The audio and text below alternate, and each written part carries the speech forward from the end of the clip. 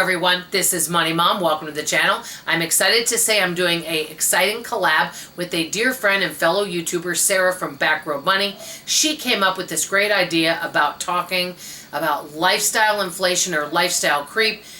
Do you spend what you make? So the more you make, the more you spend. Is it true? That's what I'm going to talk about today. When you're done watching this video, do me a favor. Head on over to her video and tell her Money Mom sent you. You will find and learn a lot of wisdom from her. So I'm going to get right into it.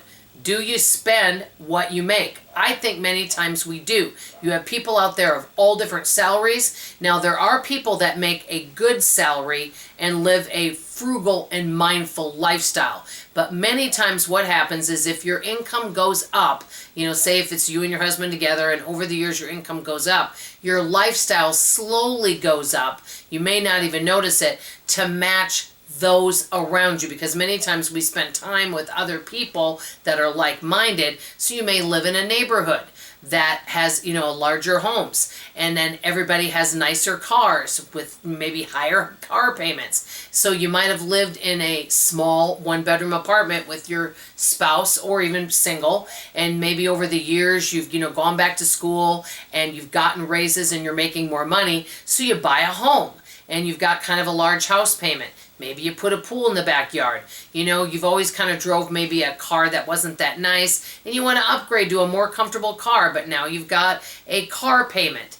And it's just little things here and there, and then all these other little what I call lifestyle upgrades or lifestyle inflation, and it happens ever so slowly. Now, I was never wealthy or had a high income, but about 6-7 years ago, I was making some decent money, actually 10 years ago. And for about a good 7 years, I made a really good amount of money for our family. Now, the good news is I did always save money, and I always put money aside and prepared for things, and we had low debt or no debt much of the time. But I could have been doing so much better because I was spending unnecessary money. The sad thing is, I look back and I couldn't even tell you what all I spent the money on, because a lot of times what you spend matches what you make. Now, I use my father as an example. My father has a pension and he has Social Security, but he lives way below his means. This is the positive thing. If something big comes up, like let's say he needs a new vehicle or he needs some dental work that isn't maybe covered by insurance, he needs a new air conditioner and heater for the home, a plumbing issue. Let's say something big happens that costs $15,000 or $20,000. He has the cash to be able to pay for it.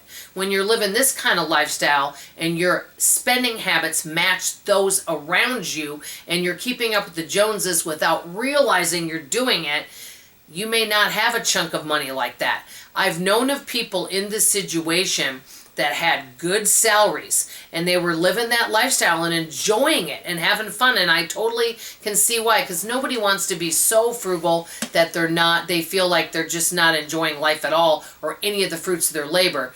The issue is this: I've known many people that had a good paying job that lose their job, and because they have all these different lifestyles and different expenses going out every month, all of a sudden they're slammed and they're like, oh no, we can't afford our car payment because the other spouse doesn't make enough money to cover it, and we've got all these changes we got to make now.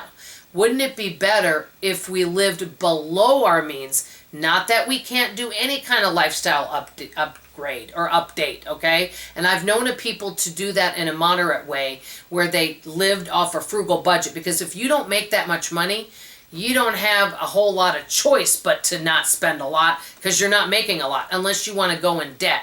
And speaking of debt, the other thing I want to mention is many of the people that I've known of over the years that have done lifestyle creep or lifestyle inflation, as you would say, many times they have a lot of debt. Okay, it's not like they're paying cash for all this stuff. They've got large payments, but they have a larger salary so they can pay for that right now until they lose their job.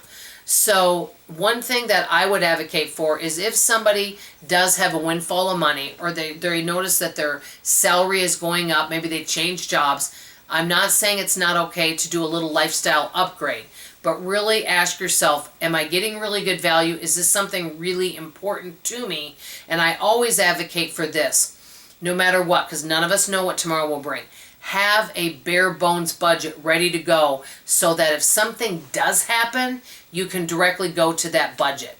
So that's kind of what I'm thinking about this. Hey, it's easy to get excited about spending money. Spending money is fun, but we do want to be prepared when things happen.